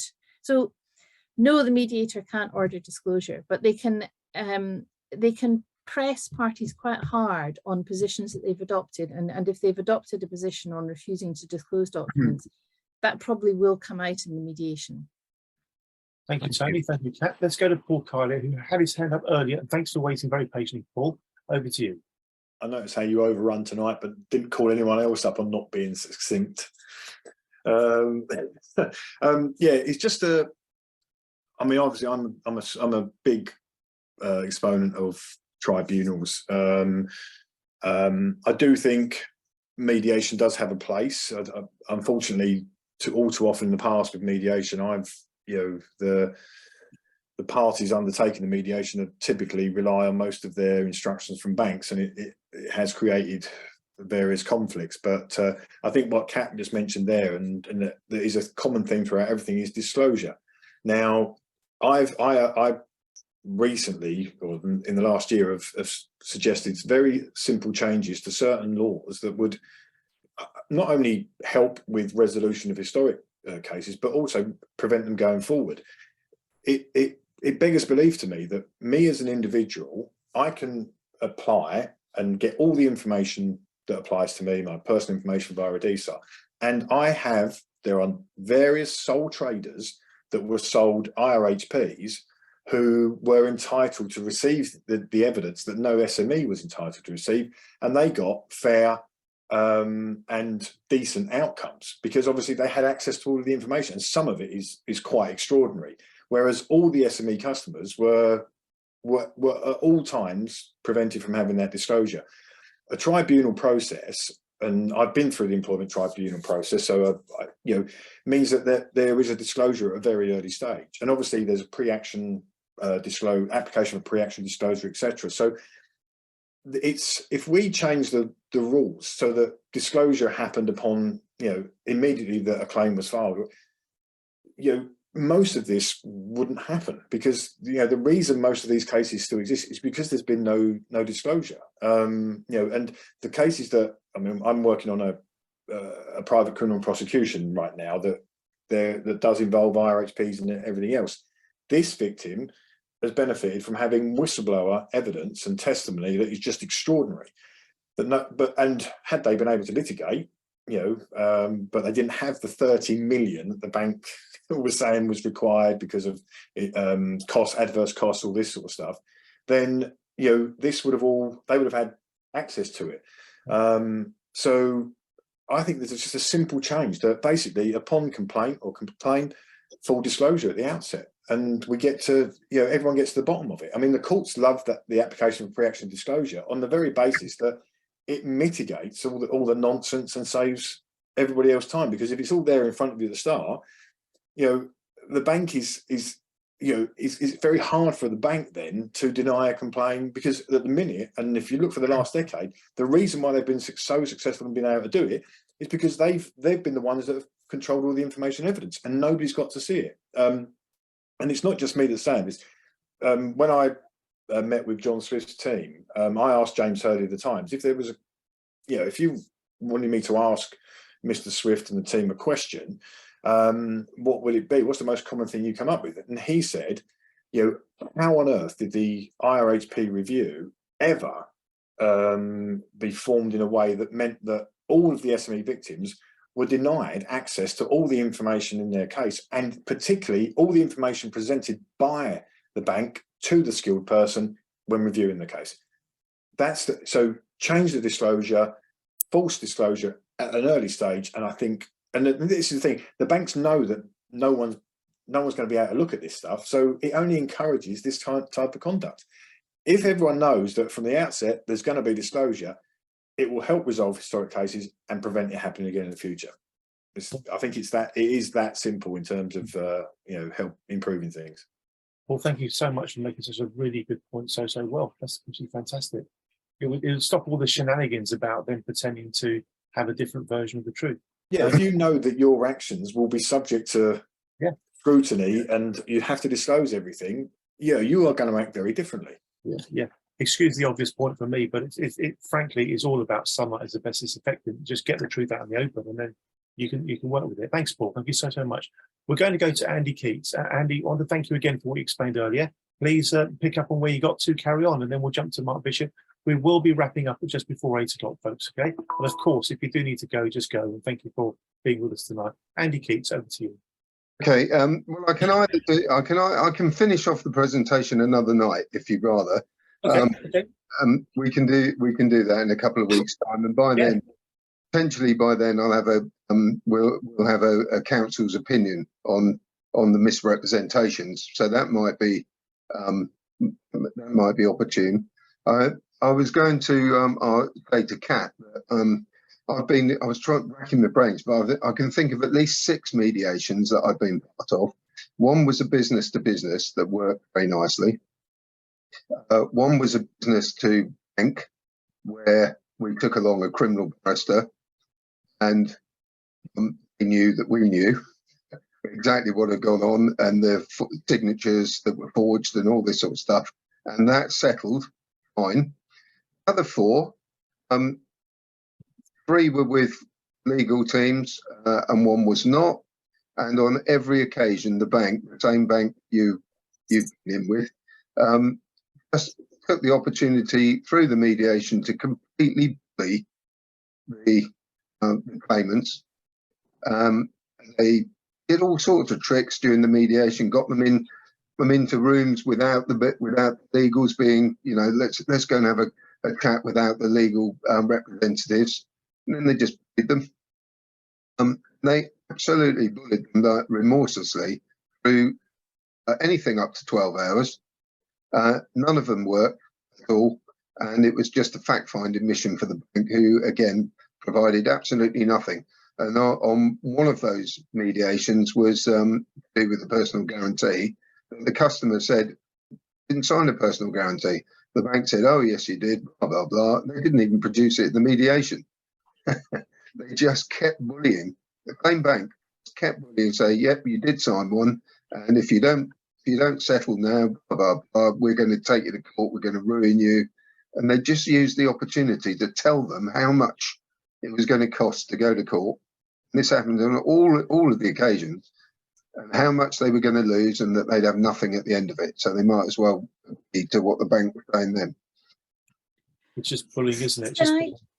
Just please do, Kat. I'll just make one quick point, if I may, then we'll pass back to yourself, Kat. So it seems to me that if both parties are willing to go to mediation in good faith, almost by definition, your opponent is a reasonably reasonable entity.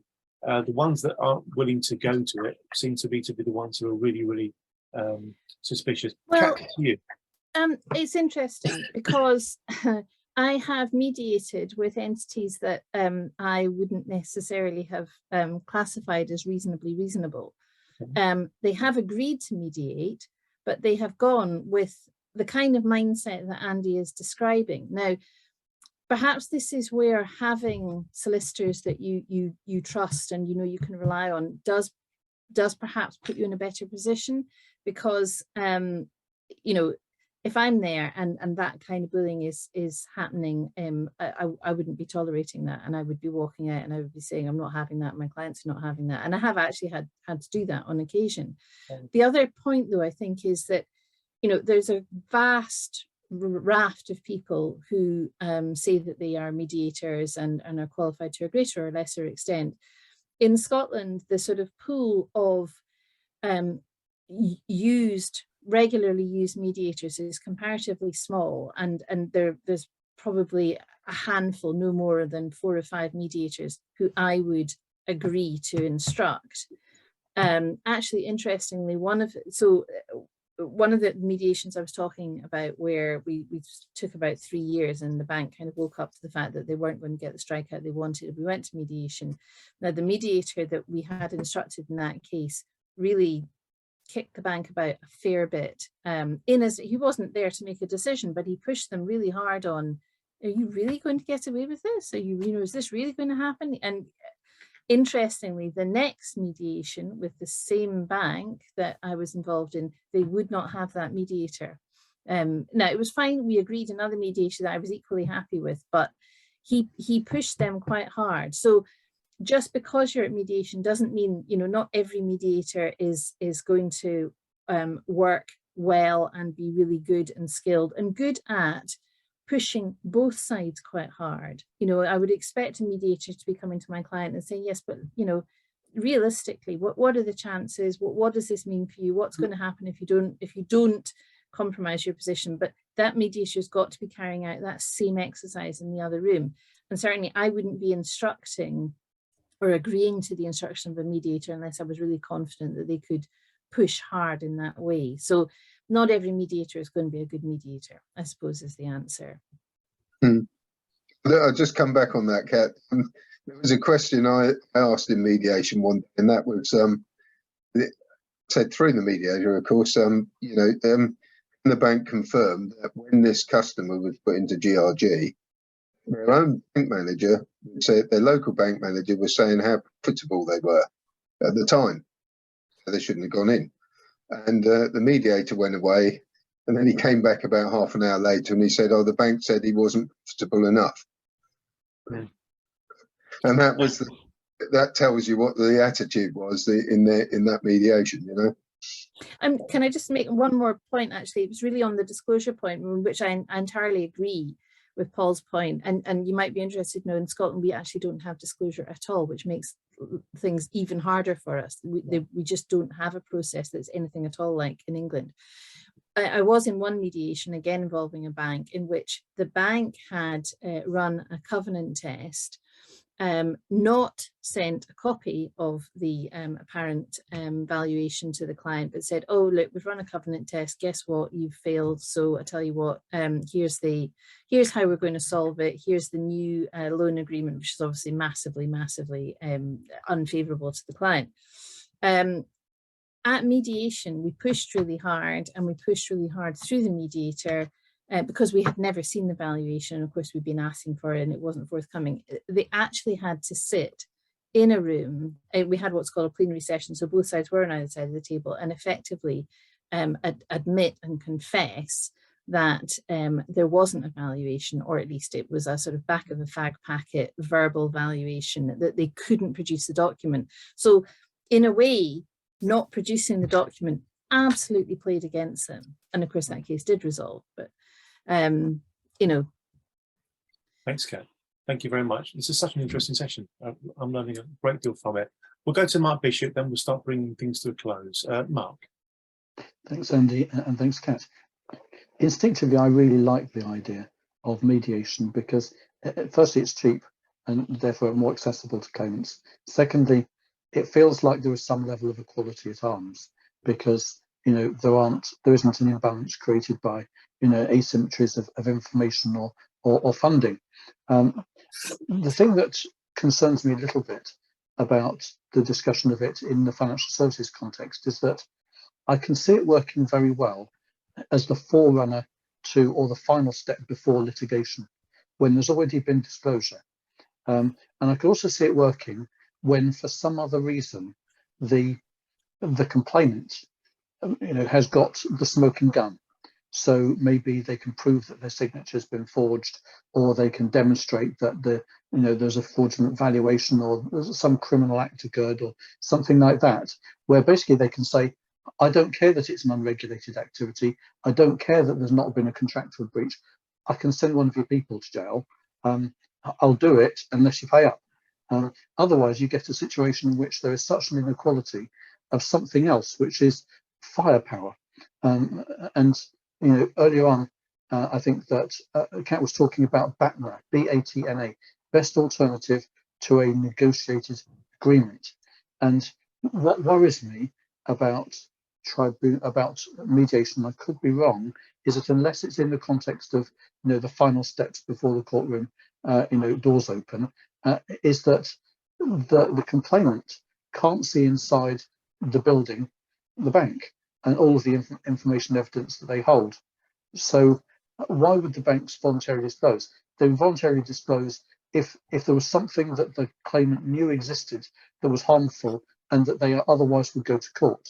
But otherwise, why would they do it? All they'd say is, if you don't like this offer of £1, by all means sue us. And I just wonder whether that happens and if there's a way around it. So, I mean, I think the issue of documentation, it's a thorny one. It's particularly bad for us in Scotland because we can never order disclosure in the same way that you can in England. But having said all of that, no, my experience is that when you get to mediation, if the bank has agreed to mediate, and that's a big stumbling block, and I will accept that. But when you get to mediation, the absence of documentation, it can be really quite double-edged. If it can work against the bank just as well as for it. And I've been in, I don't know, many mediations where it's a bank on the other side. They haven't produced documentation. We don't have all the information, but there has to be a basis on which you are advancing a claim, even if you haven't litigated. There must be some sort of basis that has an issue at heart.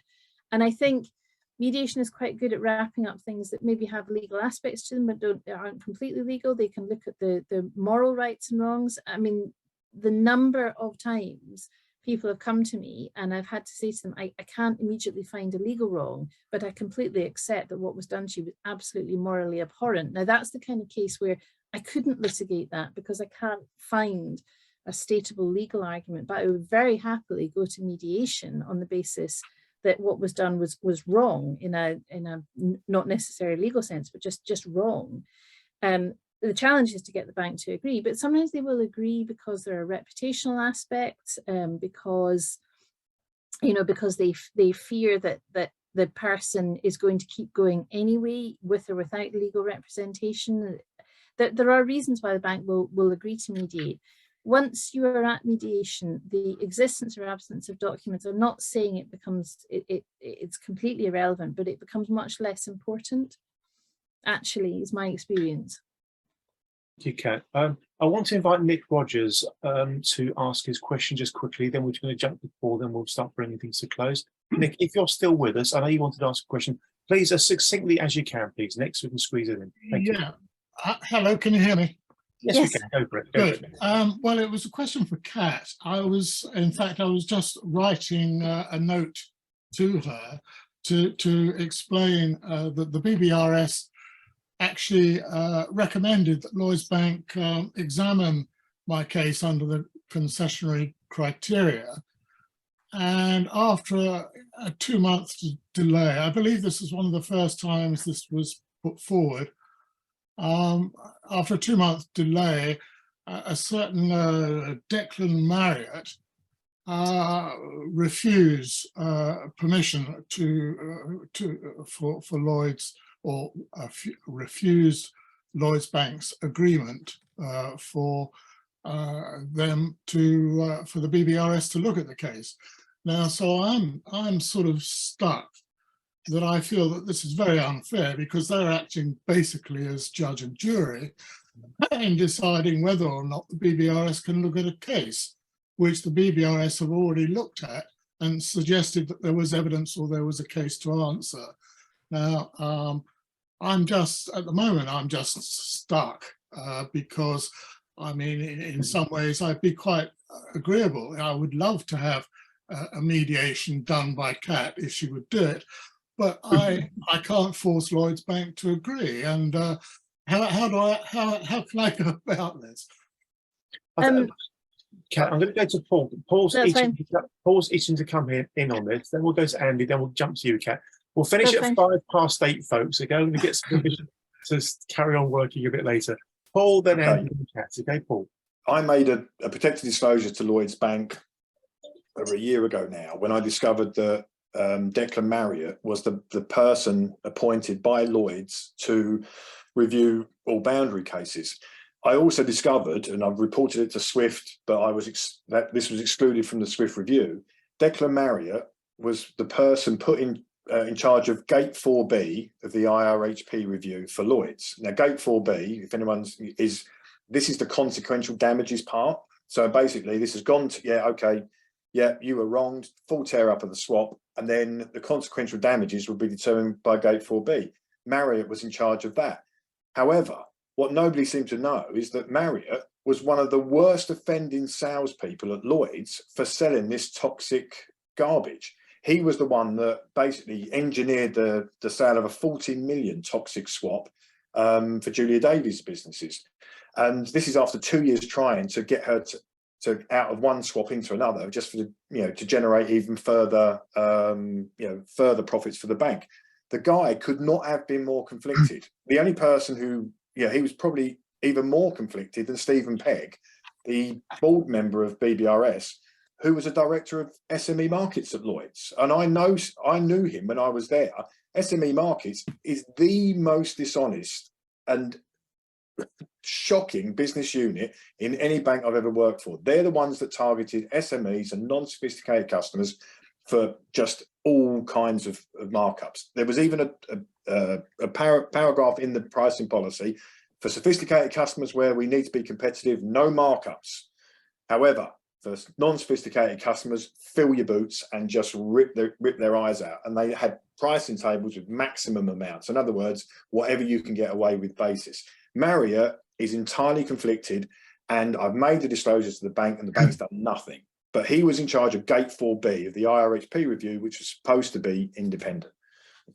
It's a shocker. So, Nick, if you can get my email address from Andy, I'll give you evidence to show that Marriott was involved in the sales of this stuff. But it's shocking.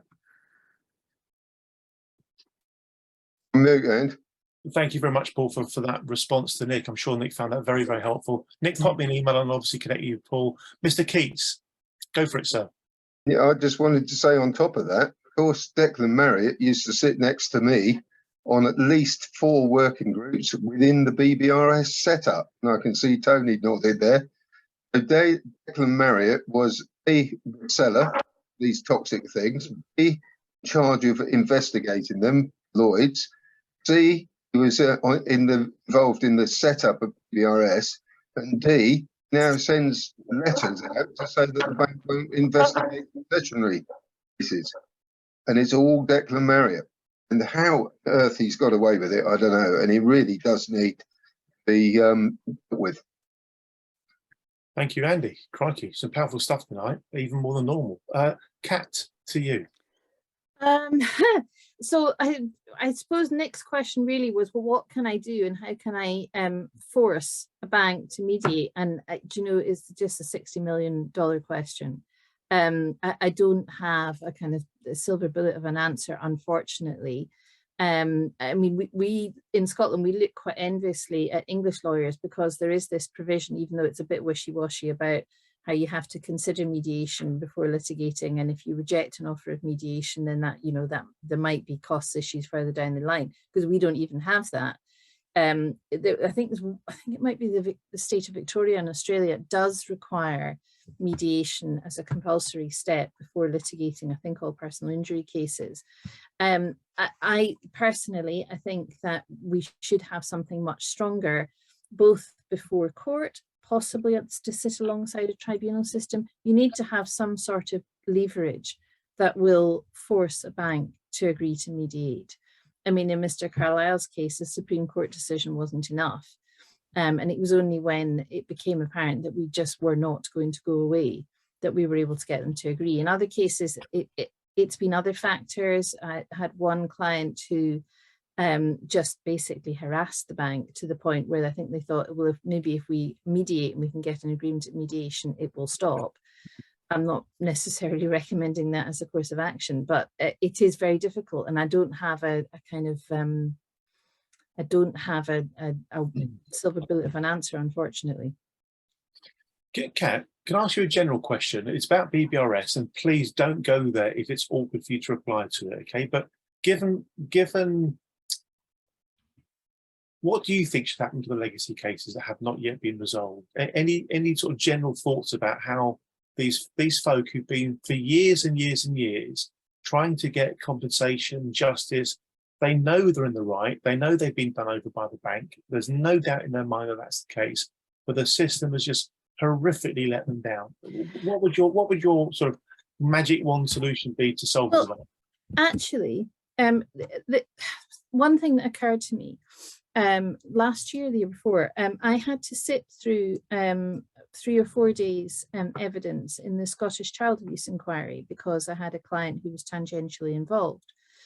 And the process of every individual who wished to give evidence coming to court to give evidence, speaking their truth to a really fantastic, a very sympathetic, empathetic judge, and in where the institution that was at fault, where it was still in existence, there were representatives from that institution sitting in court. Occasionally, it was during the schools phase, and occasionally a school had closed, but there was somebody there either from the government or from the Scottish Council of Independent Schools to hear the truth.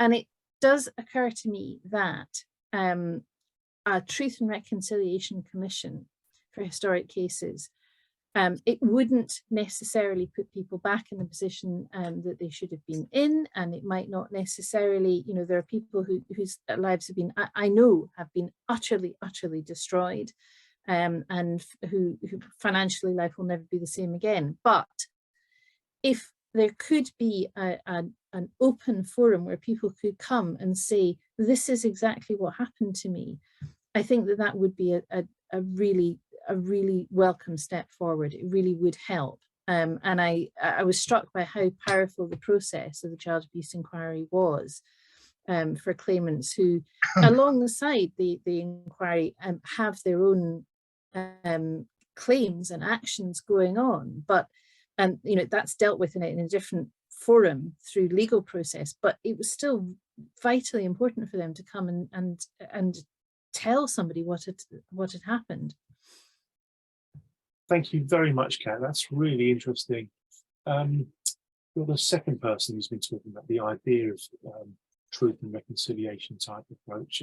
First person that really put it to me in any compelling way was Mark Bishop, going back a couple of years ago now. Tony just raised his hand. We're going to go to Tony after Andy. So Andy Keats, then to Tony Barron. Thank you, Andy. Okay, Kat, I was just going to say that before Christmas I was in conference with a criminal barrister again, and he said that if you can put the bank in a position where it's going to be revealed, if you've got what you've got, and somehow it's going to be revealed, it's going to be made public, that is when it's bad enough, they feel the risk is bad enough, they will have to settle. And what you're suggesting there, truth and reconciliation, is exactly that, really. If you've got people who are going to go along and actually expose the bank for what it's done, irrespective of what the mechanism actually provides for them, the chances are the bank is going to say, hold on a second, we know exactly what we've done, we're going to try and settle this before he ever gets there. I think that would be an excellent way forward, because it just means it's going to come out. Yeah. And you can think of, you know, a number of recent scandals, for example, if there had been that possibility and you know, if those claimants had been able to come right at the start and say in detail, well, this is exactly what happened, and, you know, be listened to extremely respectfully, might have made a big difference. I agree. Thanks, Annie. You're giving us a lot to think about here. You really are. Mr. Tony Barron, and then to Paul Kiley, then we'll start bringing things to a close for the second time. Actually, it was just following on from what Kat had been saying about truth and reconciliation and what Andy said. I'd had this conversation on a couple of occasions with Alexandra Marks at the BBRS when she was there.